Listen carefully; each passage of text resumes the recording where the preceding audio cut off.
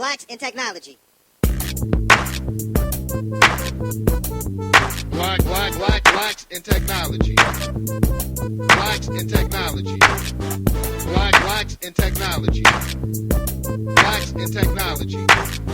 Blacks in technology.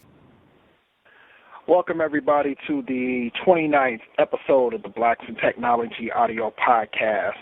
I'm your host for this evening, Greg Greenlee, along with co-host Ronnie Hash. Today it's, March 23rd, 2012.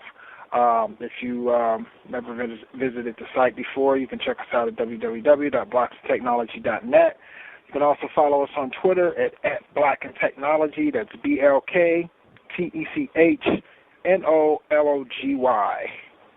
We also have a LinkedIn group under the name Blacks in Technology and a Facebook group under Blacks in Technology. Tonight, what are we going to get into? Let's first start off with member count. We're up to 540 members on the site. Big thing. Yeah, thanks for the deal, man. So, keep the membership, growing, keep the community growing, spread the word, because we are definitely growing every day, it seems. So that's very good news. Also, I recently attended South by Southwest for the first time in Austin, Texas. Pretty fun time. I actually stayed with a member of the Blacks in Technology site while I was down there, Lavelle Watson. He actually offered to put me up for the week. So shout out to Lavelle. We had a pretty good time, South by Southwest. My thoughts on it, tiresome. Just a lot to take in, a lot to digest, and it's just so massive. It's pretty much, covers downtown, and it's so there's so many people down there that you can't. It's hard finding good places to park. And then when you park, you're walking about 6 or 8 blocks just to get to the convention center where some of the main stuff is, and then you're walking around all the convention center all day, and then you walk around and get to places to eat. So overall, it was a great experience. The best part about it is that met a lot of people that I only know online or have met online. Some people that have actually been on the Blacks in Technology podcast before. I met a few of them. People that I met, through, some affiliation with Blacks in Technology, whether they've been on it or whether they know somebody that's been on it. People from Twitter. So it was just great to meet a lot of people face to face. I handed out a few Blacks in Technology T-shirts. So that was pretty good. And then, just meeting up with Lavelle, who's very intelligent, very smart guy, just talking tech with him pretty much the whole entire week. It was a good experience. And what else about? Went to a few of the talks. I didn't actually have an interactive pass. Scott Hanselman, he was on one of the panels for, I think the panel was called Race, No One to Hold It, No One to Fold It. He actually hooked me up with a day pass, so shout out to Scott for that. Thanks a lot. So I was able to attend a couple of days of panel talks. Hadia and Anwan Simmons and those guys hooked me up with another day pass, and I actually videotaped their talk for, it was, not Anwan, I'm sorry. It was Hadia, Nina, Chris Bennett, and Monique Woodard. They're all from Black Founders, and they had a talk on startups. So shout out to them for hooking me up with a day pass as well. Black Founders is actually going to be having a conference in New York City. Let me see if I can find out when that is. It's in April, I know, but when is the conference? Here it is. I'm looking this up right as we speak.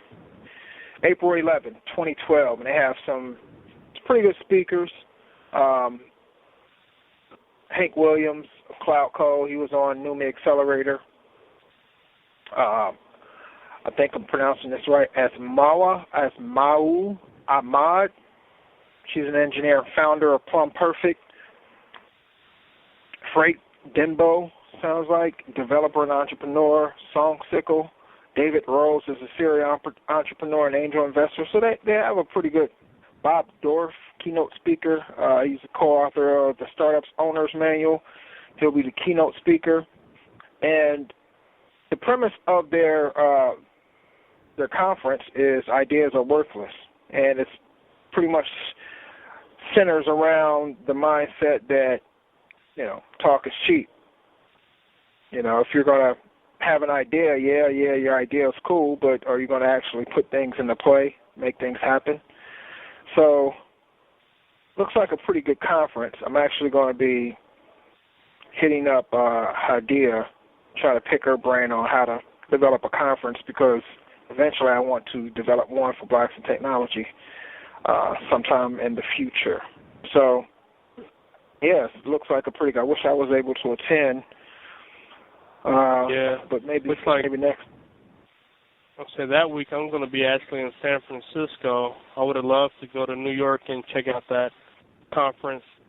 When you sent me the link, I looked at the lineup. It looks like a pretty good lineup of different discussions and talks, and like you said, a good group of people that runs Black Founders as well. Yeah, they've got a few more speakers as well. So it looks like a pretty good lineup. It goes from 1 p.m. to 7 p.m. And it looks like they plan on doing one in some nearby cities. I think Atlanta might be one that's going to go on. So they have a link on the site, and it's blackfoundersconference.com to where you can request your city, I guess, if you want this lineup or you want this type of conference to come to your city. I think that would be, it might be a good idea to try to merge a conference with Black Founders. Black Founders / Blacks in Technology or something like that. I might have to talk to her about that, see if she might be keen on that idea. It might be something worth looking into.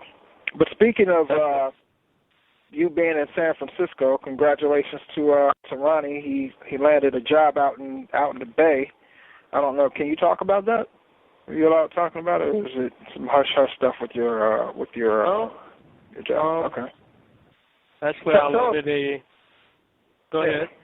No, tell us about it. Let's hear all about the company. Hear about your position. It's a pretty good big company. They're called Ubisoft. If you're a gamer, you know who they are. They make Just Dance 3, Far Cry, Assassin's Creed. Nice. So they make a lot of big name video games. So what I'm going to be doing is working on their online social network gaming team. So a lot of my work is dealing in the cloud, working with the developers on getting their applications deployed in the cloud. I'm currently working on automating their cloud infrastructure setups and putting best practices around that. So I'm doing a lot of pretty exciting things in the cloud and working with the developers and stuff like that. So nice. A lot of new games is coming out on Facebook. I hope everybody hop on. As soon as we release them, I'll let people know about it. Of course, I can't talk about them until they release, but I get to play them while I deploy. Yeah, it's pretty cool.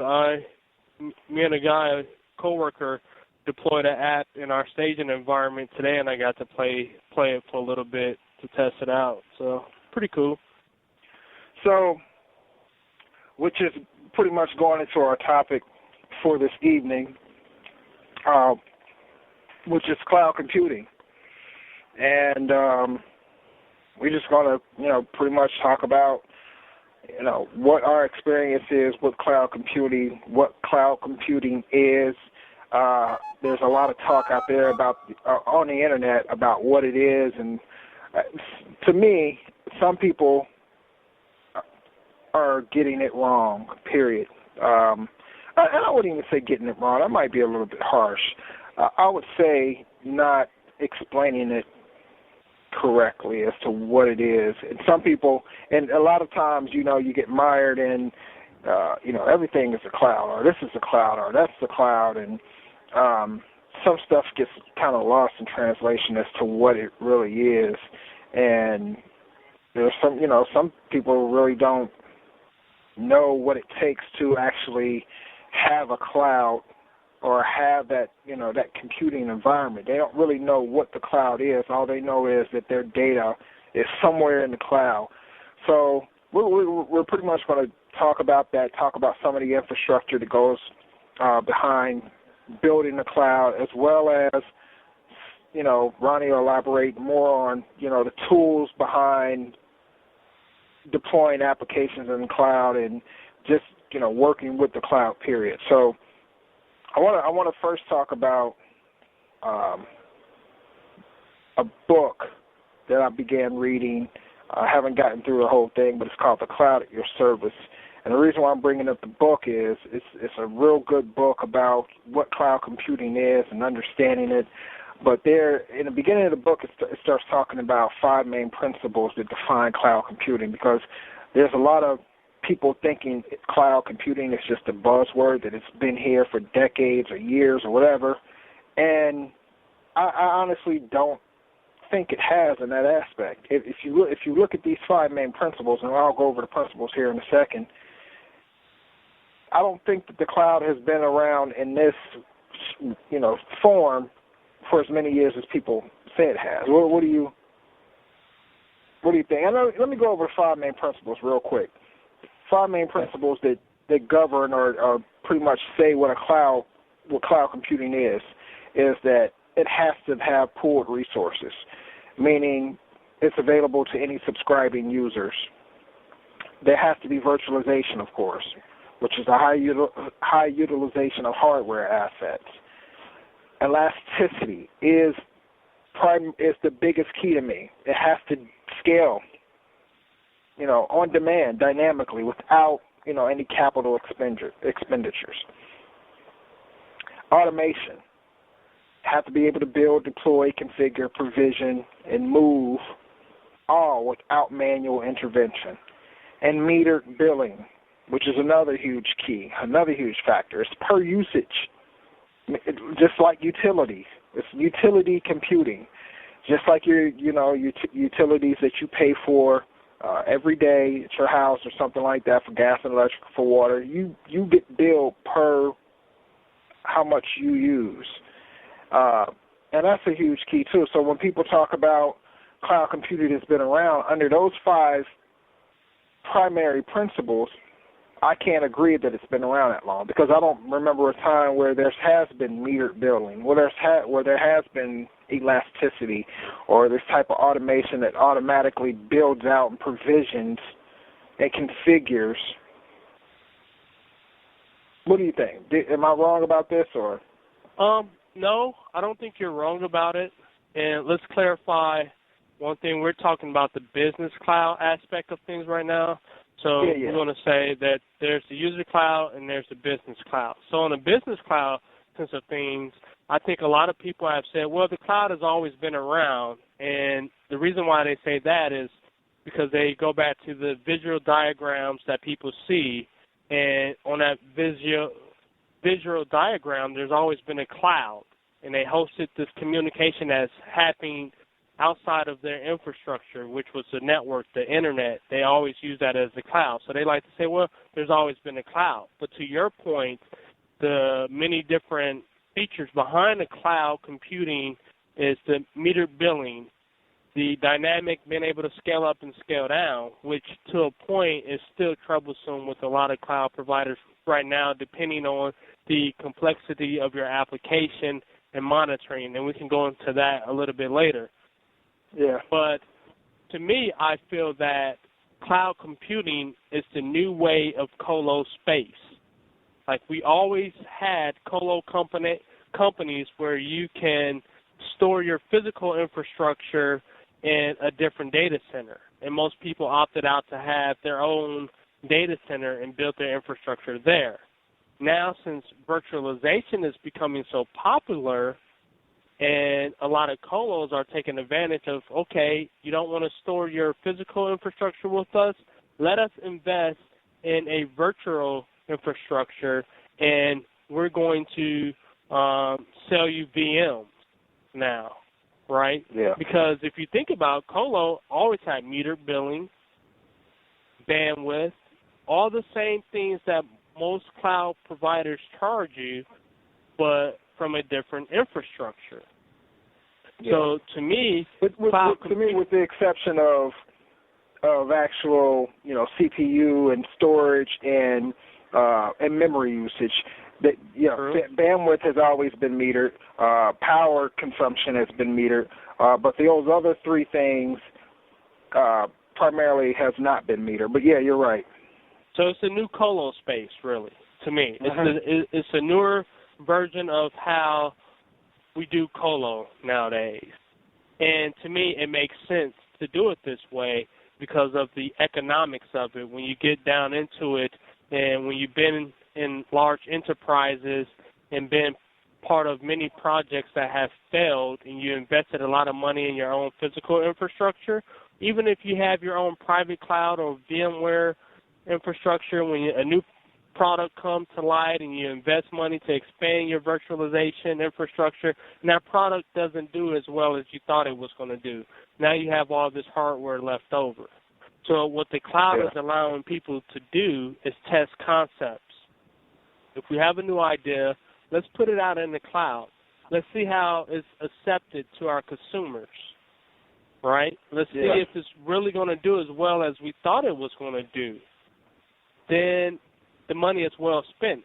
If it shows that it's successful and we can prove that it's worth bringing in-house now, our in-house hosting, our private cloud, if it's cheaper that way, let's go ahead and do it that way. But at first, when we doing development, QA testing and all that, let's start off in the cloud.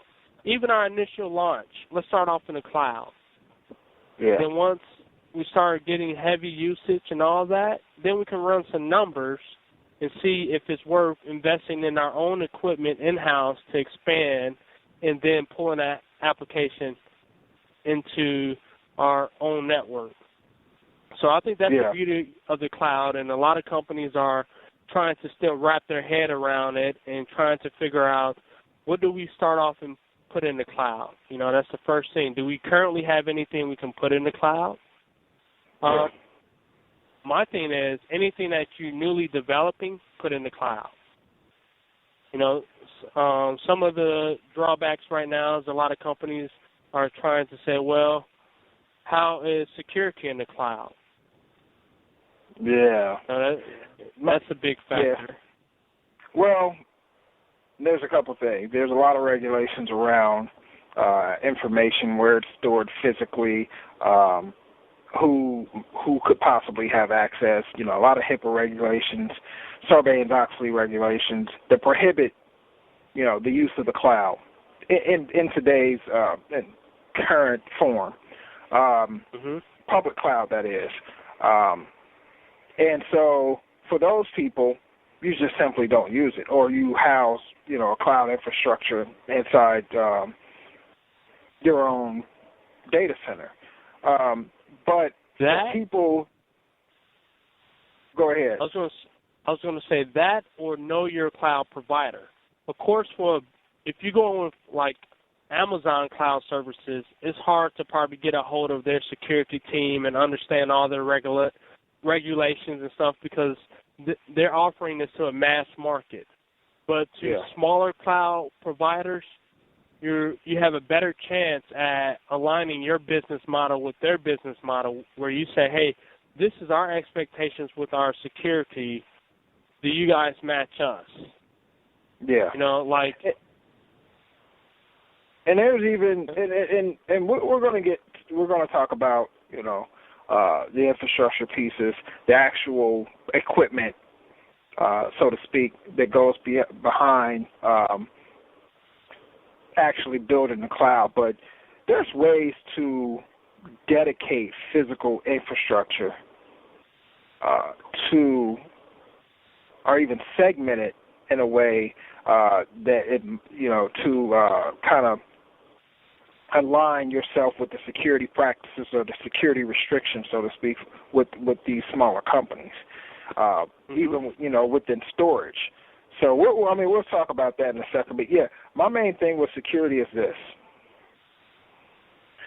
people talk about security in the cloud, security this, security that, and then they like to bring up the main three, the primary security essentials: confidentiality, integrity, and availability. Right? Yeah. So with that, my whole thing is this: when companies offer public cloud services, they pretty much are companies that have been in the business of data centers, web hosting, email hosting, offering co-location services, things like that, for quite a long time. I'm pretty sure that most of their practices are far better, far more superior than what a lot of these small business practices are, especially when it comes to security, right? Their infrastructure, I would say, are probably, better maintained as far as firewalls, as far as maybe IDSs and IPSs, as far as and when it comes to availability, having multiple circuits coming into that data center in order to have redundancy for any type of outage that they might experience on from one provider. When people talk about housing stuff inside and thinking that having their environment is more secure, what about availability? What about if their internet provider goes down? Most small businesses only have one pipe into their building, right? The other part of that is some of these service providers who offer the cloud have a dedicated security team, or have guys who are very knowledgeable when it comes to security, even if they are not just dedicated security guys, but these guys know security. And some of these smaller businesses probably cannot say the same thing. So when people say, how secure is it, when it comes to organization for organization, I'm pretty sure that these organizations who offer the cloud stack up a lot better when it comes to security against people that are already within that organization. Yeah, and I say at least for the first two, the confidentiality and then integrity and stuff, that your guys, if you went with a public cloud, you can definitely easily cover the two, because you have a lot more control over that on how you implement your servers in the cloud and how you lock them down and secure it. Now, the only piece of it, availability, is going to be your cloud provider. They have to make sure that, like you said, have redundant internet, redundant power, stuff like that. Also, if you think about it too, that availability falls into the lap of the customer as well, because even with the Amazon issue that happened some months back, there were people that weren't affected by that simply because they designed their cloud infrastructure, or their cloud their apps in the cloud. They designed them for high availability, meaning if one site went down, they had another instance spin up somewhere, or they already had that instance running, and all they had to do was fail over to it. And so it's not solely on the provider, I don't think. I think it's a combination of the provider and the customer. But the customer has to be educated. They have to know and be educated by the provider as to, best practices as far as, like, hey, if you want your app to be up all the time, we have multiple geographical sites. It's best if you have another, a disaster recovery site somewhere else. Exactly. And you know what? I was going to say, yep, Amazon has multiple different availability zones where you can spin up different instances. And to your point, yes, it's up to your customers too to design that. You can have multiple cloud providers and be able to fail over. But from my experience with even a lot of companies with their physical infrastructure, they still trying to get a DR site up and running. And they still don't have a functional DR site up and running. And a lot to do with that is the budget.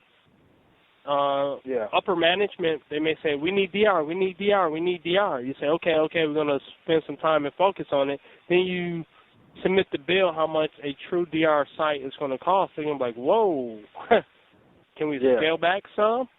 So then you're dealing with that. So there's so many different factors on why people don't have that type of infrastructure set up at first until a real issue happens. Then once that issue happens, guess what? The upper management and stuff is going to say, how can we avoid this in the future? Well, you remember I told you it's going to cost X, Y, Z? It's like, okay, we need that. Go ahead and do it now.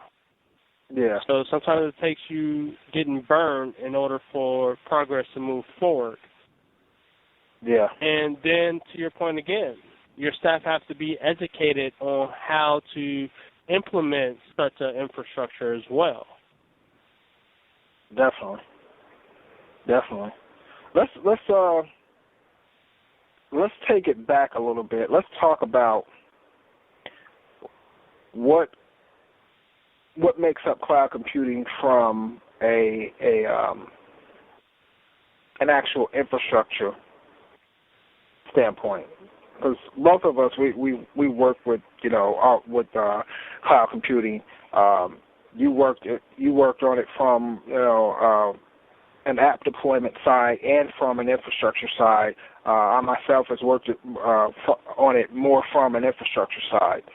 So some of the components, of course, that makes up a cloud computing. And this is business cloud computing. This is infrastructure as a service that we're talking about right now. A lot of people, they see the results of cloud computing or what they perceive to be cloud computing. Everything nowadays, people consider as a cloud. But and some of it rightfully so. When you throw your music up in Google Music, you're putting it up in the cloud. But what's behind that? What's driving that to allow you to be able to do that? And Google's private infrastructure, their cloud infrastructure on that side is pretty much what's driving that. So a lot of people see that and they don't see the behind-the-scenes stuff. So we're just going to give you a run-through on what makes up this cloud computing environment. So we're going to start off with, of course, one of the primary, everything is pretty much primary, but the compute resources. Now, I think Google does this totally different. They, the way, I've read a book, called In the Plex. If you want to go check out a good book about Google and learn how they do things and why they do things, go check out In the Plex by Stephen Levy. But Google, they use commodity hardware, and I'm talking about, regular, servers, nothing fancy with the servers, real low-cost hard drives, but they use thousands and thousands and thousands of them. Whereas a company where I worked at, we use, these super huge, beefy servers that have, a couple of sockets, 24 cores, hundreds of gigs of RAM for their compute resources. Now, compute resources is very important because that's what actually gives the virtual machines their resources. It gets segmented, so to speak, so that each virtual machine, you offer a virtual machine with a certain size instance. So you might have a virtual machine with 2 CPUs and, say, 4 gigs of RAM, and it gets taken out of that pool of resources. What makes it click together or stick together as far as a pool of resources is the virtualization layer, right?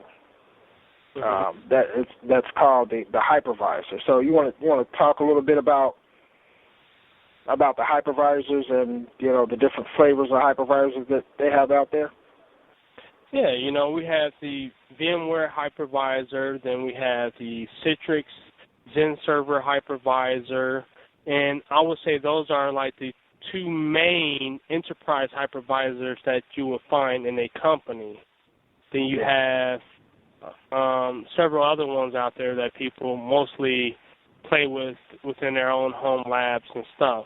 But to focus on those two, I would say VMware definitely on the server side have a strong presence in the enterprise, and Zen Server is making strides, especially with their cloud stack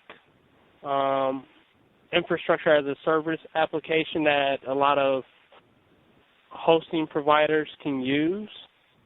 Yeah. But I want to go back on the topic that you were talking about, infrastructure as a service, because when most people start to look at what cloud provider to go with, they're going to go with the simple thing is, what is that company's reputation, how many clients they have, all that. But to me, the key is the infrastructure behind their cloud computing. Because if I'm looking at two cloud providers and they both have similar pricing schemes, now how do I choose which one to go with? Because it's not apples to apples, because infrastructure is key. And sometimes you may not can get this information, like what type of SAN storage do they have, because that's going to affect your VM performance. What does the network backbone, how's that set up? What type of servers and computing powers, to your point, what are they using? All these different things is going to affect the performance of your virtual machine. So when I'm looking at two cloud providers and they both have similar pricing, I look at a 2 CPU server over here, 2 CPU server over here with 30 gigs of hard drive space, and all that looks fine. But when you actually start using that VM, are you really getting the best performance you can? Because once I/O starts to hit, there's many different factors that can affect the I/O of your the performance of your virtual machine, and that's going to affect your application in itself. So trying to find a cloud provider that's willing to reveal that information to you so you can really compare apples to apples on which company to go with and who's going to give you the best bang for your buck. Now, companies who have an open pocket, sometimes they don't care. They're just going to say, hey, let's just scale up and scale down when need be, right? Yeah. But to a lot of your smaller to medium-sized companies that do not have that open book, they need to be able to determine which company they're going to get the best bang for their buck.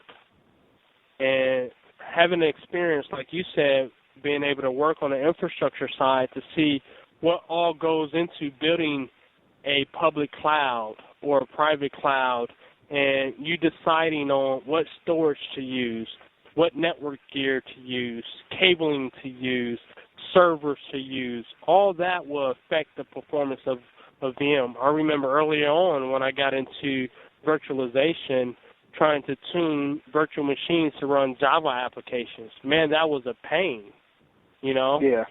Because some of the biggest things is the computing power today has made a lot of sloppy coders because they don't have to worry about cleaning up their code and best memory practice like the developers used to have to do back in the mainframe days. They had limited amount of memory, limited amount of CPU cycles. So they had to try to make the code tight as possible and more efficient as possible.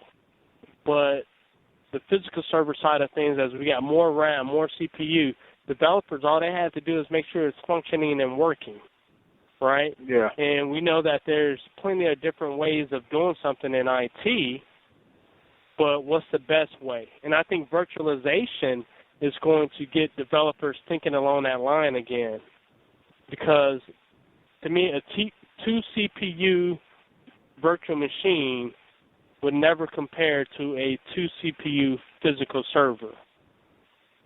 Yeah. It can't. Just the way all the queuing and all that works, it won't.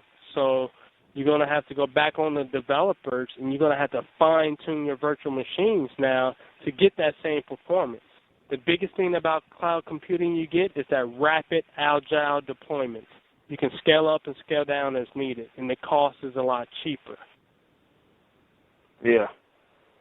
Yeah, I agree. And just talking about, you were talking about, disk I/O, and for people out there who are just getting into cloud computing and don't know what we're talking about when we say I/O, that's input-output. And that usually mainly pertains to storage. And speaking of storage, that's another main part of cloud computing infrastructure. You have to have a good storage platform, or else you're going to have poor performance on your in your cloud computing environment. We talked about some of the hypervisors. For those who don't know, like what a hypervisor does, it's a layer that sits in between your operating system and your hardware, and it abstracts the hardware so that these virtual machines, when you spin up a virtual machine, you can spin up multiple operating systems, virtual machines on one server, and it abstracts and it makes calls to the hardware, so that virtual machine thinks that it's the only virtual machine or the only machine on that hardware platform. That's the main reason for a hypervisor. And there's a few of them out there. You talked about Zen Server. You talked about VMware, who both of them are major players in today's virtualization game. Then there's a few others like KVM. Microsoft has Hyper-V. They have those also. So some of the components that they're compute resources, which are these beefy servers that organizations will buy in order to offer compute resources, RAM, CPU, to virtual machines, or to people, so that they can spin up virtual machines. Then you have the hypervisor, which hypervisor you want to use, and all this does is pretty much abstract. It's a layer that sits in between that abstracts, the hardware that these virtual machines are running on. Then you get down to the storage platform, and these storage platforms are usually pretty immense. We're using NetApp. There's also other vendors out there, EMC, a lot of other storage platforms out there that people use. These SANs that are huge disk arrays that operate and give you some pretty fast I/O, and this I/O is needed when you're running these virtual machines, because these virtual machines, in order to get maximum performance, you got to have maximum I/O coming out of these, especially when you start deploying these high intensive apps out of the cloud environment. Database servers, all that. When you start putting that on the VM, it doesn't equal your same physical machine. So now it's going back on the engineers and admins to do their due diligence on best practices and performance tweaks that they can do at the system level. Then once you exhausted that, now you have to talk to the developers again to make sure that they're doing all they can to write better code. And virtualization is definitely changing the game for the best, to me, on how apps are going to be developed and how admins are going to manage their environments. Yeah, definitely. And then the other piece of this is your network backbone. Are you running this over 1 gig, or do you have are you running this over some of the latest and greatest, which seems to be 10 gig, or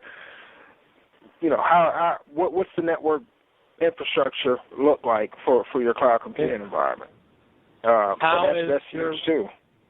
Yeah, how's the host servers connecting to the backbone, right? Like you said, Are we doing fiber? Are we doing a SAN? Are we doing a NAS? All that is going to affect the performance of your VM. Do I have a fiber channel going directly to my NAS appliance? Or am I using NFS over network or iSCSI over network? All that stuff is going to affect the performance of that VM. And when you get that call, hey, my app is running slow, and you can't give them a simple answer like, well, I'm looking at it. We gave you 10 gigs of memory. You got 4 CPUs. It's not our issue. Is it really your issue? How do you collect those metrics? How do you know that on the VM side and your infrastructure side, they're getting the best bang for their buck? Yeah. So these are, the components that pretty much go into cloud computing. Now, these enterprises that are these ISP service providers that are offering this, have tons of this stuff. Multiple clusters of compute resources, and they have multiple disk shelves for their storage platform. Hopefully, they are using 10 gig, and hopefully they're connecting to their SAN using fiber channel. So this is the stuff that people don't see. These huge compute resources and servers and racks full of servers and things like that. Now, Google uses kind of a different approach. If you read that book in the Plex, you'll see the approach that they actually use for their infrastructure. It's pretty interesting, and their thought process behind why they built it like that is just pretty interesting too. Let's talk about some of the apps and the tools that you use day to day in order to build automation tools behind cloud computing. Okay. I've been doing a lot with Puppet, which I've used Puppet in the past to manage our physical infrastructure. Manage. Puppet is Puppet is. Okay. Puppet is a configuration management platform that you can easily use to manage your physical infrastructure, mainly used for servers. There's also tools out there like CF Engine that does the same thing, and a newer one is called Chef. Puppet is based on the Ruby language, but they also have a nice DSL, their little own scripting language, which you really don't have to know Ruby to do it. Chef, you have to rely on understanding Ruby a little bit more to create your config files. But Ruby and Ruby on Rails and stuff is not too difficult compared to some of the other scripting language out there. That's to me what I've seen. When you say configuration manager, what is because I know what that means, but for people who are just like getting into the cloud right now and thinking about possibly putting apps out in the cloud, or thinking about looking into infrastructure as a service, what do you mean by configuration manager? Okay, I think the easiest way to explain it is typically when you build a server, you have several different steps that you go through, from what packages you're going to install, are you going to run the updates on the servers, Are you going to configure your host files? What users you're going to put on the server? Do you need to install Apache? Do you need to install MySQL? All these different little tasks used to make it difficult for admins to do and make sure that it's a repeatable process across the board. Now, when you introduce a configuration management system, you build the automation where it auto-builds that server. So you as an admin or engineer do not have to think about that anymore. You know, you may go through the process once to see exactly what you need to do, but then you use Puppet or CF Engine or Chef to automate it the next time you have to build servers. A lot of people remember that when you used to do the whole sysprep and stuff with Microsoft, right? Yeah. When you deploy images and stuff to desktops. Yeah. But on the server side, we use these automations to actually automate a server. So I don't have to think about it anymore. I know that the next server is going to be built exactly the way I need it to be built because I'm taking a human error out of place. Because I've seen so many times when you don't have configuration management systems, people get lazy. They forget to do something, right? You're not trying to go down this long checklist of everything that you have to do. Your company have all these different policies and procedures that you need to follow, and you need to make sure you're crossing your T's and dotting your I's. A lot of steps get missed because everyone's in a rush nowadays. We need that server now. So you're doing the bare minimum to get it up and running to hand it over. So automation... Yep, automation makes it easy. You know, you build your templates and your profiles, and you let that handle it, and it's beautiful.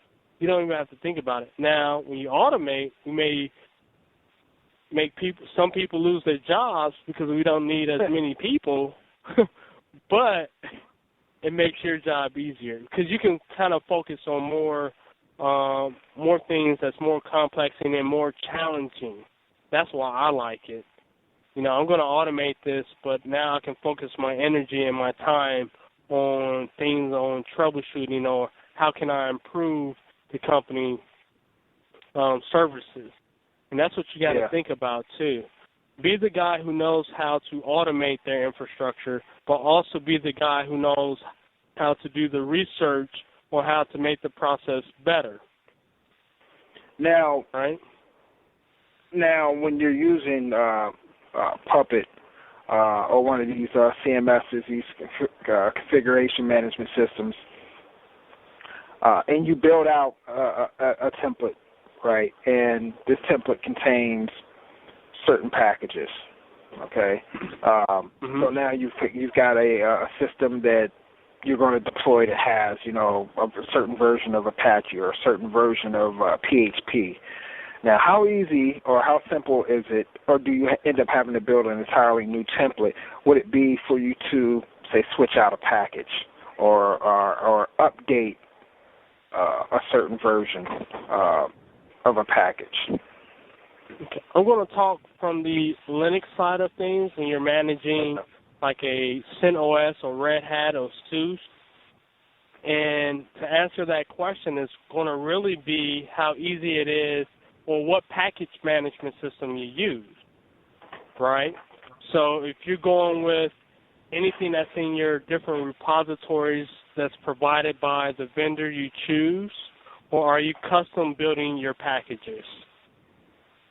So if I'm going with all Red Hat servers, then I'm going with their repository. It's really simple, you know, because I'm going to say install packages from this repository and run the update command, right? So that's simple. It's easy to tell a configuration management system to make sure that this package is installed and it's at its latest version. Okay, in a production environment, that's not realistic. You're not going to just have it automatically update because you want some testing, right? Yeah.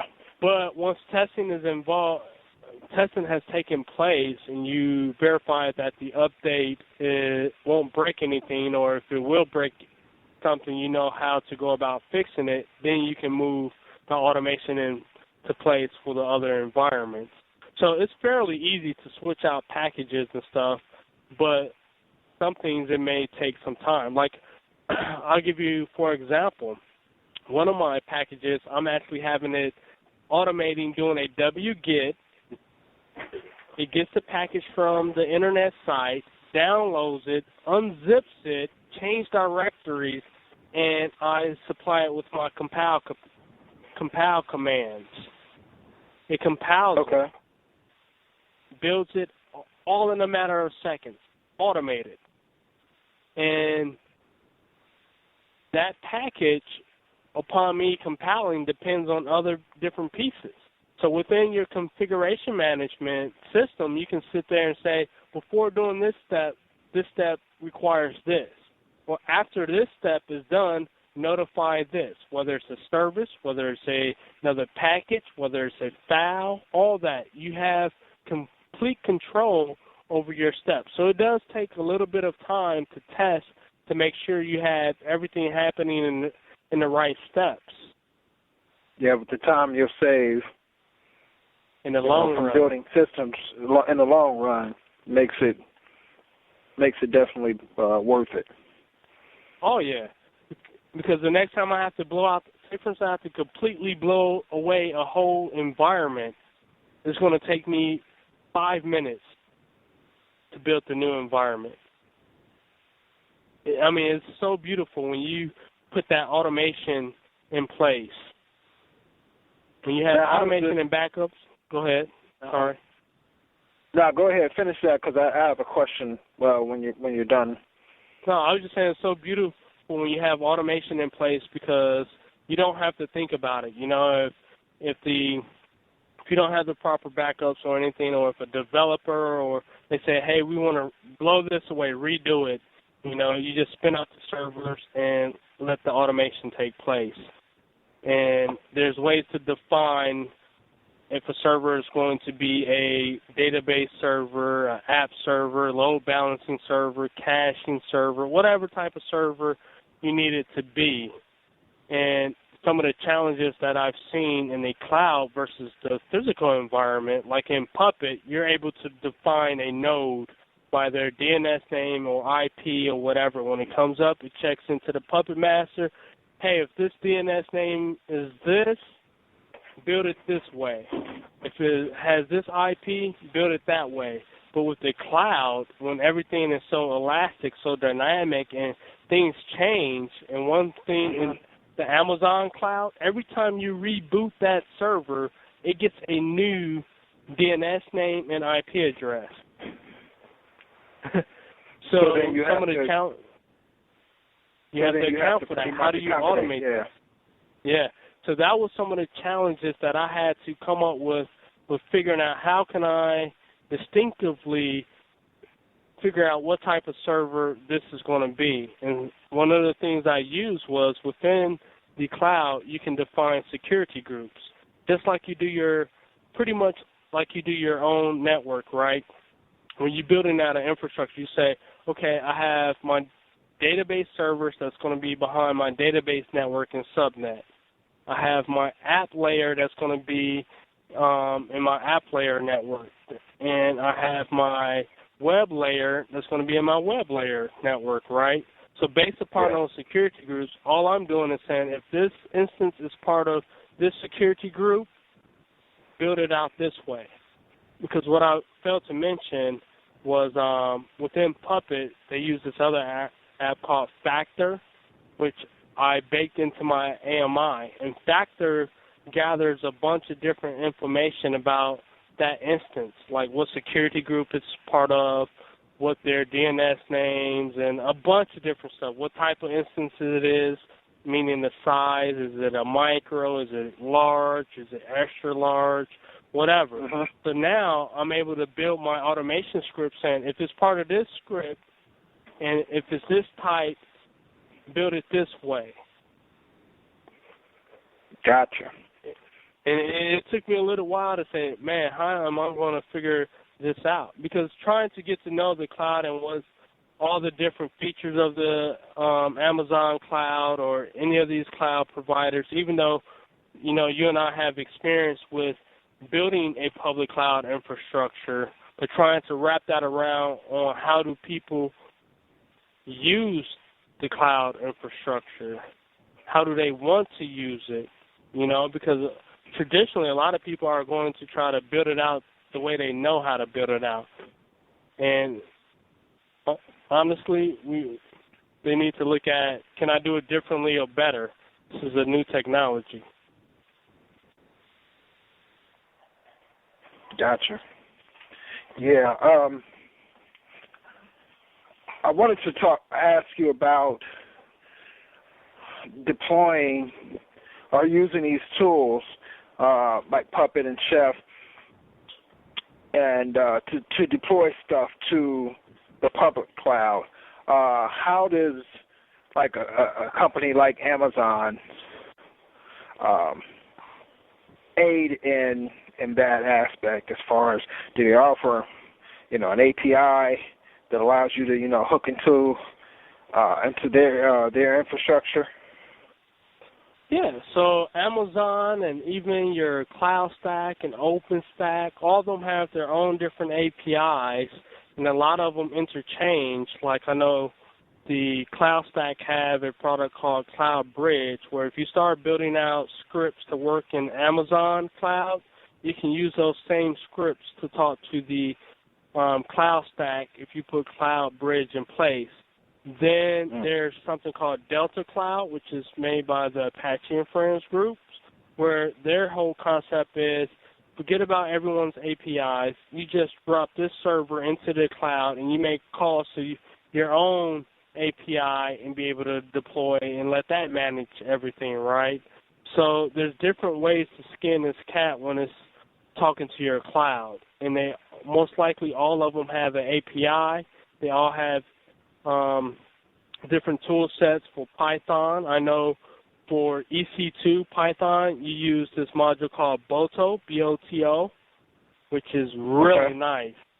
I mean, it's really nice. It has a nice little framework or module you install into Python, and you can, once you have your key and your secret key to talk to your Amazon API, you use this framework to sit there. You can spin up instances, you can shut down instances, you can list out all your instances. You can do a lot of different things. And Perl has something similar, Ruby has something similar, and they have all these different tools for you to manage your cloud environment. Because if you're like me, I'm not trying to be in a GUI all day.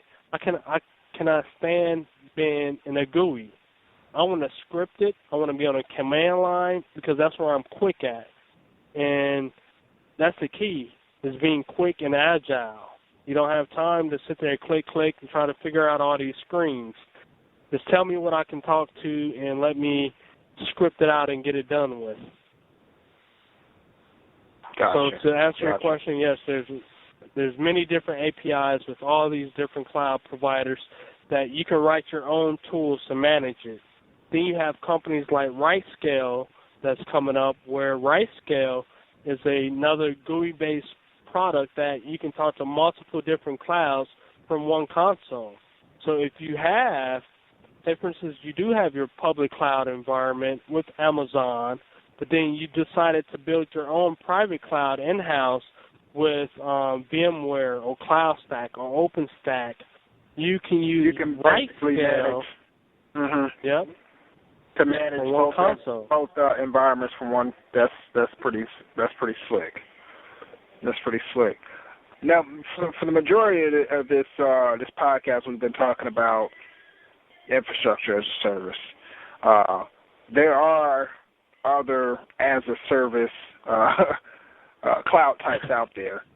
There's software as a service, and there's platform as a service, where software as a service is more like say like Google Music or Google Mail, or even providers that offer like hosted exchange. I would say more like stuff like hosted exchange, where you are more in control, or you can give these businesses more control over their the actual resources. As far as the ability to be able to increase and decrease their resources on demand. Now, that to me, that's key, simply because if not, then you're just using a web service. To me, like for instance, like Google Music, which is pretty cool, but they give you a set amount of space, right? And once you hit that limit, that's pretty much it. Whereas you have something like, software as a service such as, say, Hosted Exchange. If you need more space or need more storage for your mailbox, you can increase it. If you are suddenly, for some reason, you bring on another or you acquire another company, it's easy for you to, add more users. And they have the infrastructure in place behind the scenes that will accommodate, this extra company that you just acquired. Google Music is considered software as a service as well, but I would consider it as much as something that you give the user more control to be able to, scale on demand. Yeah. So to me, software as a service, from a business standpoint, like you mentioned, where you have your now hosted exchange service, or there's your Salesforce.com or SugarCRM.com, all these different tool sets that a business would use, or even your regular user would use, where you don't have to worry about supporting or building the app yourself. Where now I don't have to have a team of exchange experts or CRM experts or whatever the app may be. I don't have to have a team of experts in-house. And to me, it's a win-win situation, because for the vendor itself who's offering that service, they don't have to sit there and think about all the different type of environments and setups to support, because everything is on their infrastructure. They building their infrastructure to the best practice of their app. So when you go to a software as a service, you're going to get the top of the line usage out of that application, because no one knows their application better than them. So they're going to have all the best performance tweaks for that app. And again, you don't have to have the team of experts. So you're going to save time and money just by going with software as a service with specific apps. Now, every app probably should not be software as a service. You should host your own internal apps, and that's just depending on, again, there's so many different scenarios where it comes into factor on choosing what should be software as a service and what should not. Then we talk about platform as a service, which now is particularly like, okay, we have a lot of in-house custom apps, whether I'm just going to use the two examples that I'm really familiar with, is your LAMP stack, which is your Linux, Apache, MySQL, PHP, or even LambJ with a Java thrown in there, or even an Oracle backend, where I'm going to provide you a platform, not the app, but the platform, where I'm going to build out a good version of Apache tuned, MySQL tuned, or Oracle tuned, PHP tuned, or Java tuned. So I'm going to provide you a nice platform that's tuned, and all you as a developer have to do is worry about deploying your application into that stack. So all you have to do is deploy your database schema in your application. If it's PHP, you drop your files in. If it's Java, if you have a WAR or EAR file, you do a deployment that way, you deploy it. So that's more of your platform as a service, and that's still an up-and-coming market to me. There's a few companies out there like CumuLogic, CUMULOGIC. I think they have a very nice product right now for your Java-based platform as a service, where you can go with their hosted service, or you can take their platform and build it in your own in-house and use that. And they support Tomcat, WebLogic, and WebSphere and all that, with even a MS SQL backend or a Oracle backend or MySQL backend right now. So, again, if you're doing software as a service, I think is good for a lot of different apps. Platform as a service is going to be good. And even for your own in-house, if you have your own private cloud, your engineers pretty much should be developing your own platform as a service. That's the new admins. We don't admin servers anymore. We build platforms where it's easy to deploy these applications, where no one's thinking about the server administration, because all that work, like I said, with the automation and everything, all that is tuned and in place. All we care about is getting your app into that platform and making sure that it works, and talking with the developers if it doesn't work. Either we recommending best practices to them, or they telling us how we need to change our stuff to fit a new model. Yeah, and companies, I see a lot of, cloud provider companies actually offering, some type of platform as a service, simply because when it comes to the cloud, some of the most the people that it's going to attract the most seems to be, these a lot of these startups, people who want to, who develop an application and want to deploy it. And all they really want to do is deploy it. They don't want to have to worry about, spinning up a server and worrying about patching it and worrying about,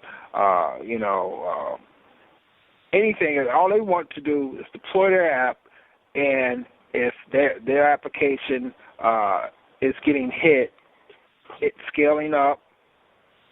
When it's not in use, it's scaling down. And that's all they really want to worry about. They don't want to have to worry about server administration.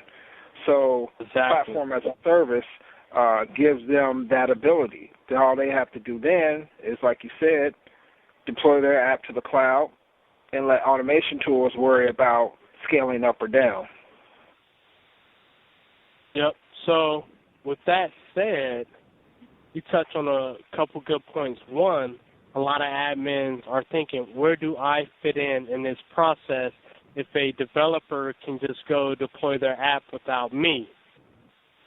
So to me, it's not going to be that simple to replace the admin as it's felt. Well, if all you're thinking about is administrating the server, yes, your job is in jeopardy, just like how PC Tech jobs were in jeopardy. So if you're an admin, you need to be thinking along as an engineer mindset, is understanding the whole stack and being able to put all the pieces together, meaning understand how the back end works, the database works on best performance tweaks, understand how the app layer works on best performance tweaks, and the web layer works on best performance tweaks. And you can engineer a whole application through that whole cycle, because every app is not built the same, because you have different levels of developers again, right? So your goal is to move that app through this whole cycle, best practices, because what you get caught up in, I see so many times, is engineers trying to tell developers how to code, and developers are trying to tell engineers how to set up their servers. So you have to just understand that whole cycle on how to be able to make the best decisions and really prove your point across. And then you need to be able to build these environments. And you also have to be willing to learn how to do new things, because there's new concepts, new ways of doing things coming out all the time. And you can't say, well, this was the best way of doing it. You have to do your research. You have to stay on top of your game. You have to go to these conferences, because there's techniques coming out all the time. And you don't want to be set in your ways where you get left behind and you be the bottleneck in deploying an application or meeting deadlines. So if you want to keep your job is to stay on top of technology and be able to provide the best platform that meets the business needs. You have to be able to convince your team and everybody else the reason why this is the best platform. And you have a lot of hurdles. You got to convince the security people. You have to convince the business people. You have to convince your manager. You have to convince the developers. And, so if you want to keep your job nowadays in this market and where we're moving, you have to be well-versed in all these different areas and be able to build that whole stack. Engineers, to me, are the new architects. Yeah, and that's a really good point as far as when it comes to jobs and careers, especially nowadays. Now that a lot of companies are finding out more and learning more about virtualization, even just from an infrastructure side of it, you kind of have to know a little bit about everything, right? So you have to know about networking, and then you have to know about storage area networks or SANs, and so then you kind of have to know about file systems and the different type of performance tweaks that you can do in order to, in order for your cloud to operate at peak performance. And then you have to know about virtualization as well. And then when you get more into the application side of it and deploying apps, then there's a whole another can of worms that to be open with that, as far as knowing the entire, like you said, knowing the entire stack, on the application level. So when people are out there and they're talking about, I see a lot of threads about, getting into the IT, or, what's this going to mean for, these server administrators and things like that. IT is changing all the time. It constantly changes. This is just something that you have to adjust to, right? You just have to embrace this new technology, called cloud computing and virtualization. And people say, I just want to touch on this again, because people say virtualization has been around for a long time, which it has been. Virtualization has been, mainframe computers and things like that, which allow multiple people to access it at the same time. That's a form of virtualization. But this cloud computing thing, to me, is something that is new. Never before have I seen a time where you can, scale up dynamically, being charged, per, for compute resources being used in a metered type of way. And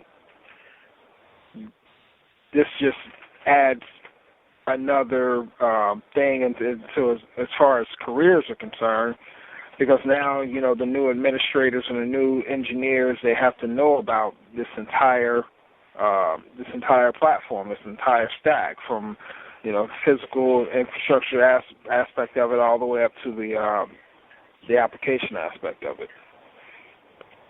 Yeah, you as I like to call them engineers / app integrators, because it's our job to be able to talk with everybody that the application touches. So you have to know networking. You have to know databases. You have to know systems. Yeah. You have to know applications, because everybody else is going to be pointing their fingers at each other on why the app isn't working. You need to be able to quiet out all that noise and be able to pinpoint what the real issue is. You need to be able to know what tools to use to crack open and sit there and say, okay, you know what, the request came in really quick. It moved from the web server to the app server, and it went from the app server to the DB server. It took 30 seconds for the DB server to respond. Okay? What caused the DB server to respond that slow? Was it something on the network side? Was it something on the network, on the DB side? I mean, there's so many different factors we can go into. What made that request go slow? Was it the query? You know, a different request came in, different type of query. It responded fine. It could have been the query that was slow. Just so many different factors I can go into what can make an application slow. But it's up to us as engineers. Then we start looking at the database. Is there different database tuning we can do? You know? Let's do this. And I don't mean to cut you off, but what I want to do is I want to continue this cloud talk because you're bringing up a lot of good points, and that can be a whole entire another segment on cloud computing when we discuss, like, you know, fine-tuning things for the cloud and troubleshooting applications on the cloud. And I want to actually bring Wavell into the discussion too. And Wavell is a developer, and he's well versed in, you know, deploying things out into the cloud as well. And I think that would make for a real good discussion for, let's say, part 2 of this cloud discussion. Oh, yeah, I agree. That's a whole nother podcast, 2-3 podcasts. And I think it's going to be more than just cloud computing. Like you said, it's the whole process, because we're talking about cloud, but then if you want to talk about application troubleshooting, network troubleshooting, all that, I think that would be a good conversation for the listeners and viewers and people who's trying to figure out where do they fit in IT and where do they want to go in IT, and how they can keep their jobs in IT and stay on top of the game. Definitely. I mean, that's what this whole platform is about. And, you know, Blacks in Technology is informing our peers out there in the community coming up or who want to come up in technology, and giving them some insight, you know, from some experienced people, and giving us some insight as to, you know, what these technologies have to offer, what it can offer you, and what things you can do to get better. It's all about knowledge sharing, and that's what we're doing here tonight. And you know, for our next few episodes, man, we can just continue this. We can talk about you know, deploying apps in the cloud and troubleshooting apps, and then we can get into troubleshooting networks. I mean, there's tons of stuff that we can talk about that spins off of this whole cloud talk. So let's save that. Let's bring Wavell on for our next podcast, and we can get, you know, even deeper into this discussion about that. Yep, sounds good, man.